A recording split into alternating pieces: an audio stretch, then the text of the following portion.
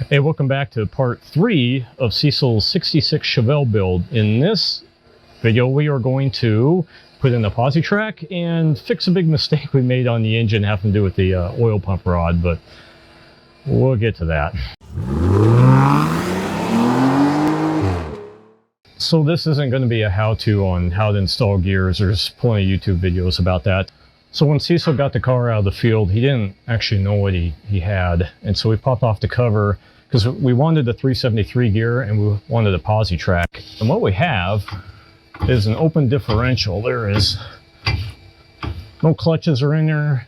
You can sit here and twist these back and forth. It's fantastic for cornering, but for performance, you don't want it. You just end up frying one of the tires. But what we do have is 373 gears already in there, and that can save us a ton of time on gear setups. We don't have to, hopefully, mess with the pinion at all. Well, we'll check it when we tear it down, but if the pinion preload is set right and the pinion depth is set right, all we have to do is change the carrier. We'll put it right back in with the same shims, check our backlash, draw a pattern. If we're good, we're golden. It saves us a lot of work. But if you do have to do this, I'll show you what tools we're going to use. So here's the tools I'm using. This is our new Eaton posi. It's very nice. You can see the springs in there and the pressure plates that keeps it from, I think it's maybe 70%, 30% slip. This is a bearing tool. You'll see more of that in action later. This is almost kind of a must-have. I've done it without it. You can use what's called a clamp and a press pull that, and it sucks. So don't do it that way.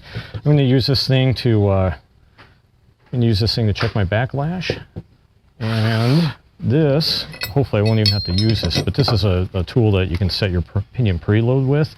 You actually bolt that to the yoke. It goes like this. You can see that. Bolt on the yoke, and then there's a hole so you can get to the nut, and using them together, you can squeeze it just a little bit tighter until you get your stuff. And then this bar, I am going to check pinion depth, so you'll see that I actually made that bar myself. It's just some thick steel, some holes drilled in it, and then I brought in a bunch of extra shims. But hopefully the pinion is good, and all we have to do is change the carrier. But I am going to check the backlash before we yank it out, make a note of that. We'll pull that out, and then I'll double check the pinion depth and the preload. But just eyeballing it, it looks like it's going to be fine. So we'll get going. And so the backlash is basically the give between the pinion and the ring.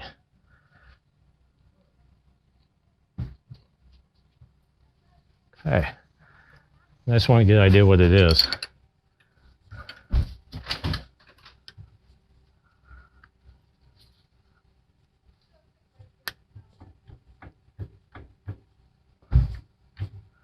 Yeah, see how tight that is? Mm-hmm. Shouldn't that be around 70? I think 7 to 9 thousandths. And that's like not much. Wow. I even just kind of jam it around with my... No, that should be popping around. That's a little tight. I call that 3 to 4 thousandths. Oh, wow. That's a little tight to me. So we checked the backlash. It's a little tight, 3 to 4 thousandths. I think specs is 6 or 7 to 10 thousandths or something like that. So when we set up, I might give it a little bit more. We don't want it too tight and heat up the gears. I have no idea the history of this, so we'll just work with what we got. So you can usually use the pinion to walk the carrier out. There we go. See? That's surprising. I didn't realize you were that. Kind of the process is you set your pinion depth and preload, which we don't have to do today because someone's already done it for us, but I'm going to check it. And then if this is correct, the depth and the preload, all you have to do is set your backlash side to side. See, there's a number in here. See, it's 2 point, looks like 82. What do you think? You got a light to shine on that? Mm-hmm. So that is your pinion depth from your center section of the housing. Oh yeah, 2.82. Okay, so what I'm doing here, this is a piece of flat steel, right? This is the cheap way to do it, unfortunately. The nice pinion depth tool actually has things that sit in here, and it really gets you accurate, which which we don't have right now. Oh. So you want to hit the center point of the axle, and you'll hear people say this is a bad way to do it, and then you'll hear people say this is, if I had a pinion depth tool, this is kind of what you got. We're going to do this a few times. So I'm going to 0 it, and then we'll check it here and see what we got.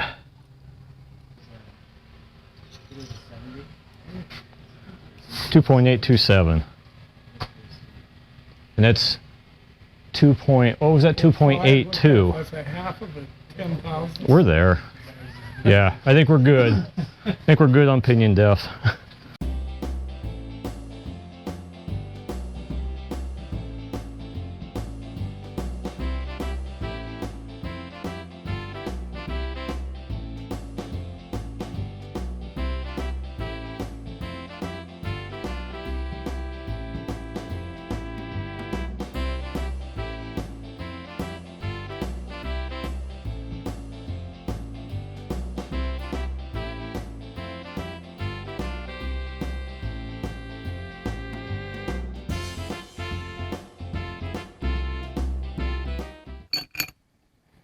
Okay, here we go.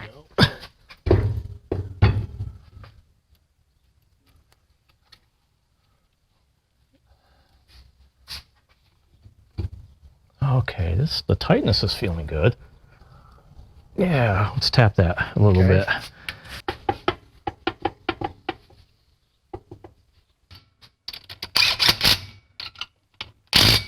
And I've talked to different mechanics who do this for a living. Some of them say you have to have tension on it and you always use a case spreader. Yeah. Other ones are like, nope, you should just be able to shove it in there and go. Both of them do it for a living. So, what do you do? Okay, we got right.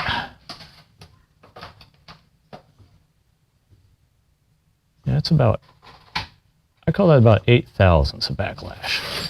Very nice. I tried to do I like to do 3 teeth if I can.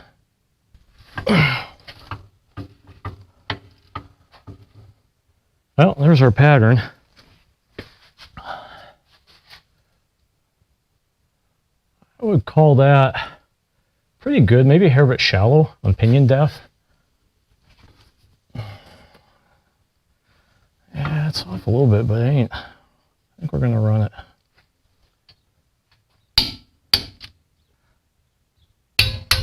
Well, we got the gears in. We were gonna yank out the motor and fix what we forgot, and I guess I should show you what that was about. So what did we forget on this? You can see in there.